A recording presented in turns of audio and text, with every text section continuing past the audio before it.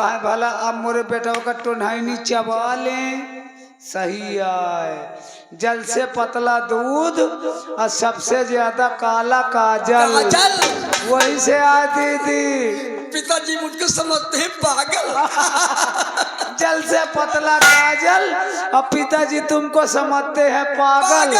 महाराज दरबारी, आपकी बड़ी बेटी अंजू ने प्रश्न किया, जल से पतला दूध और सबसे ज्यादा काला काजल। दरबारी अब आप बताइए आपकी बेटी फेल है या पास है? दरबारी, हाँ जल से पतला दूध हाँ और सबसे ज्यादा काला काजल। हाँ हाँ हाँ पिताजी सही है। अंजू, ये हमारे प्रश्नों के उत्तर नहीं। क्या तुम इम्तिहान में फेल। तुम्हारा पढ़ाई फाट गए। मेरी हाँ दरबारी, दीदी की के सरकार सरकारी मिल गई। अंजू से कह दो।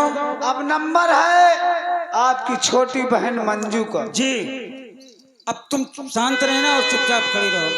फिर अब किससे करोगे? इस दरबारी से करोगे क्या? नहीं नहीं, तुम्हारी छोटी बहन से। ये क्या उत्तर दे पाएगी?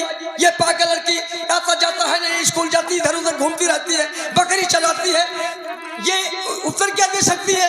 एक अक्षर तो जानती नहीं है, ये क्या जाने पर उत्तर देना? बलिहारी, ये बताओ जब अबे तक तुम्हारा नंबर रहा, हाँ वो तो बेचारी तुम्हारे बात में डिस्टर्ब नहीं किया। हाँ, अब जब उनका नंबर है तुम काहे बार बारी बोकरी हाथ पर लाग पड़ी है। इसका तमीज नहीं बात करने की, इसके बोलने की अकल नहीं है, ये ऐसे बोलती है लोगों से। ये तुम्हारी बहन को? हाँ, इसको बोलने की अकल नहीं, बोलने की अकल नहीं, तमीज नहीं है, ये क्या उत्तर दे पाएगी? बहन मंजू, ये जो तुम्हारी छोटी बड़ी बहन है ना अंजू,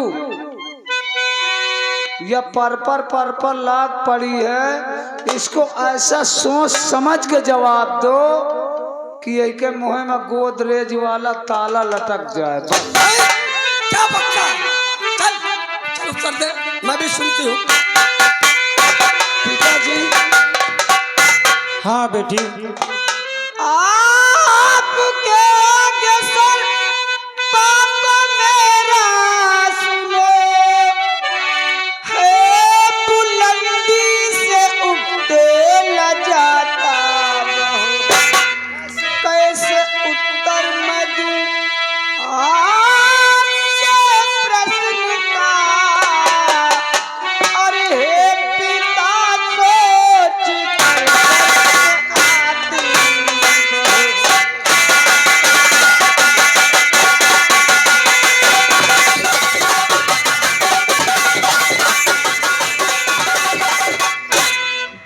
कसर में की बात और इसमें है बेटी नहीं, और इम्तिहान रहा ये पिता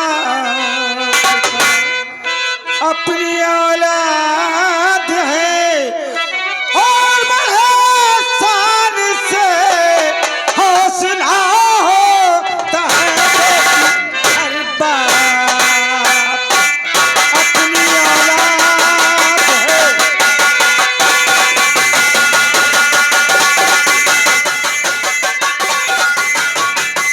आपकी मर्जी कर तो बताती हूँ मैं, और जल से बदला बहुत ज्ञान होता पिता। क्या बात है? काजल से काला टीका है, कलंकित का है, और जिंदगी भर नहीं देख आता पिता।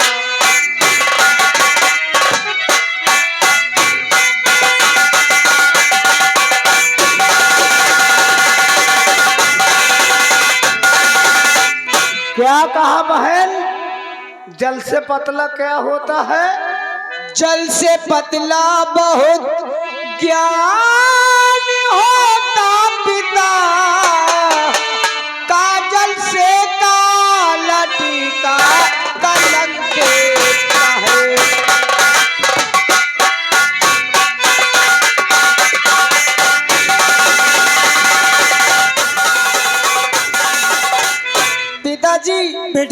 जल से पतला ज्ञान होता है।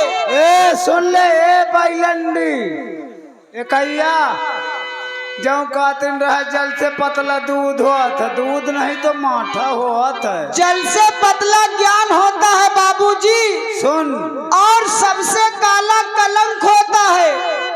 किसी को कलंक लग जाता है ना पिताजी, हाँ तो वो जिंदगी भर नहीं छूटता है। तुझको शाबाशी मेरी लली जी दे रहा,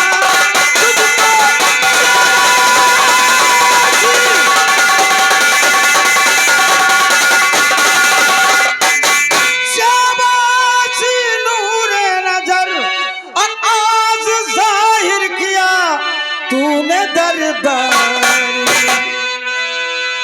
अंजू से बड़ी के तू है और मेरी लगता जिगर,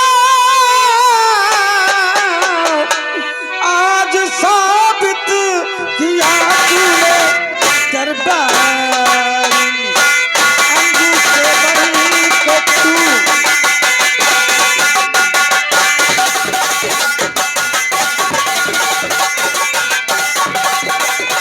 सत्य कहा महाराज, आज आपकी छोटी बेटी मंजू ने भरे रात दरबार में ये सत्य कर दिया कि जल से पतला ज्ञान होता है और सबसे ज्यादा काला कलंक का दाग होता है।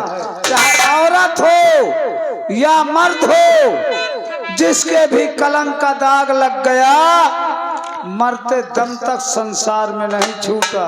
दरबारी का महाराज गलत देखा?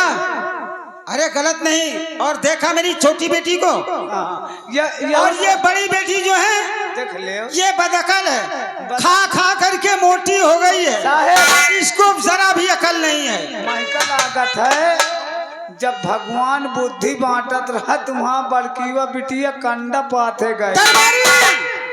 वो तो बात अलग है, लेकिन ये खाने पीने में आगे है और पढ़ने में पीछे।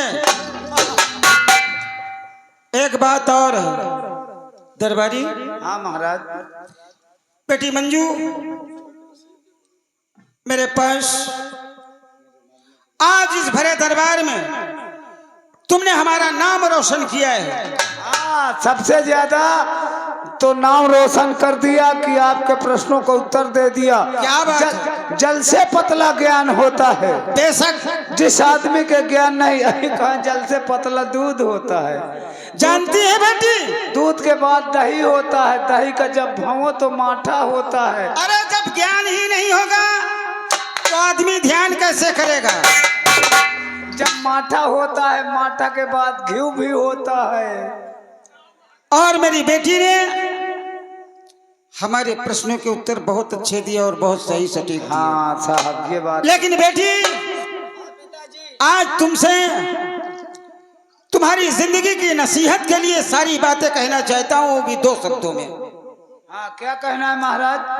पहली बात, अगर हमारे दरबार में कोई भूखा भिखारी वस्त्रहीन लूला लंगड़ा अपाहिज आ जाए तो भूखे को भोजन खिलाना, प्यासे को पानी पिलाना, वस्त्रहीन को कपड़े देना, और अगर वो रुकना चाहे तो उसे आसन देना, अच्छी सेवा सत्कार करके कुछ पैसे दे करके उसे सुबह रुखसत कर देना। सोना बहन, आपके पिताजी का कहना है कि मेरे न रहने के बाद रात दरबार में कोई भूखा आ जाए, प्यासा आ जाए तो भूखे को भोजन, प्यासे को पानी, और वस्त्रहीन है उसके तन पे कपड़े नहीं है तो जो भी हो सके फटे पुराने कपड़े उसको जरूर पहनाना। यही हर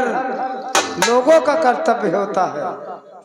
दरबारी हाँ साहब। जाओ, हमारी दोनों बेटियों को राजमहल छोड़कर का बहन मंजू आओ चलो।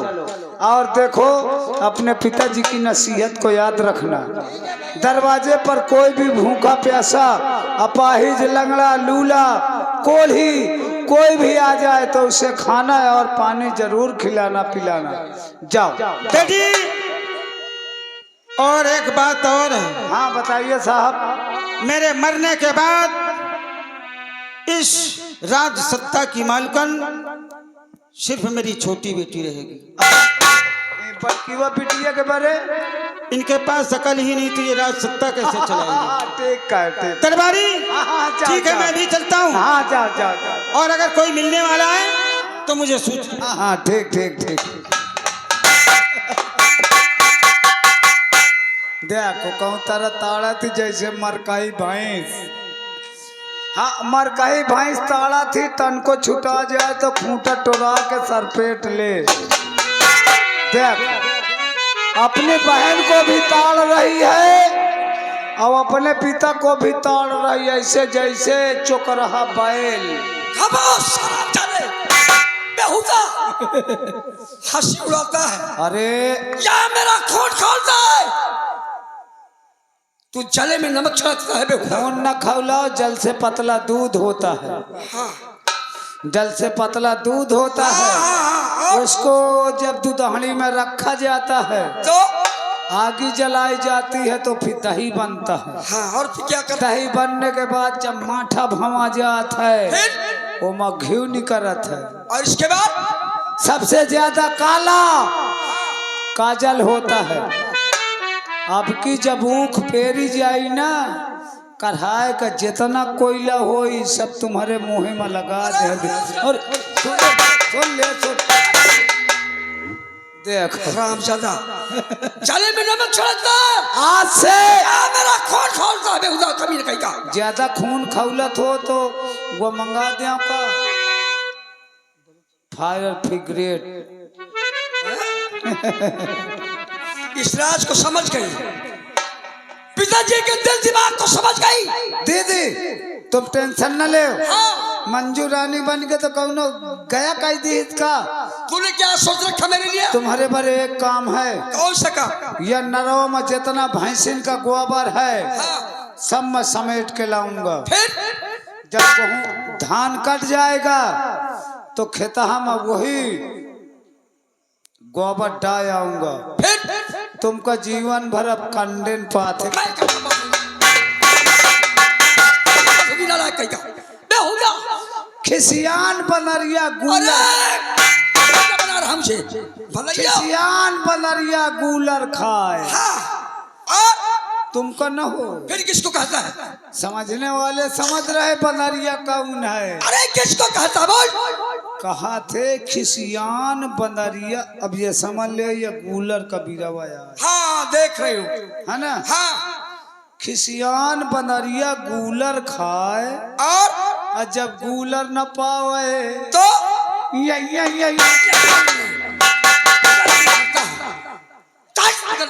मेरी आंखों से दूर हो जा राम जाने कहीं का। अब समझ ले तुम्हारे पिताजी ने तुम्हारा इतना बड़ा अपमान कर दिया। और अन्याय किया, भरे रात दरबार में अपमान किया मेरा। अरे तुम तो कहा जल से पतला दूध होता है। यही कानून कहता है, यही धर्म कहता है, यही पिताजी को फैसला करना चाहिए।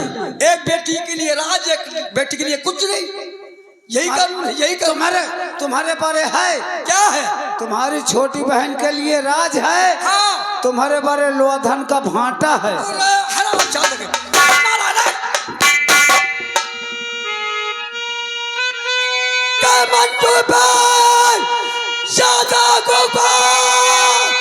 आज पिता को नफरत मुझसे हो गई और समझ गई मैं। और दिखाया जिस तरह नीचा और मुझसे नीचा दिखाऊं